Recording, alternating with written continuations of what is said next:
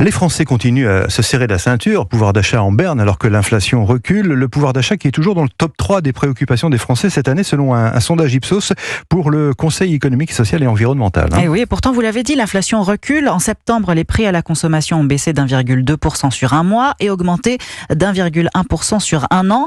Mais l'an dernier, cette inflation, elle est restée élevée pendant plusieurs mois et ce sont les salariés qui en ont fait les frais, en particulier les cadres, Margot Faudéré.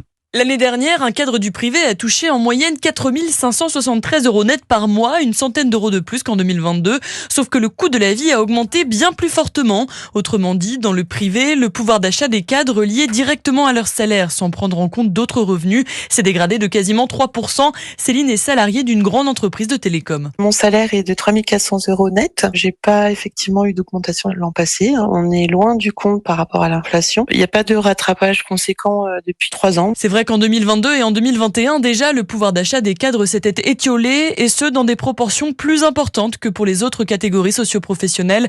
À titre de comparaison, les ouvriers ont vu leur pouvoir d'achat rester quasi stable. Mathilde Gérardin est responsable de la section salaire à l'INSEE. Les cadres se situent plutôt en haut de l'échelle salariale et du coup ne bénéficient pas des revalorisations du SMIC à hauteur de l'inflation, comme ça peut être le cas pour les plus bas salaires. Et même si l'inflation commence enfin à ralentir, les cadres devront encore patienter quelques mois avant de récupérer les pertes subies ces dernières années. Margot Faudéré du service économie d'Europe 1.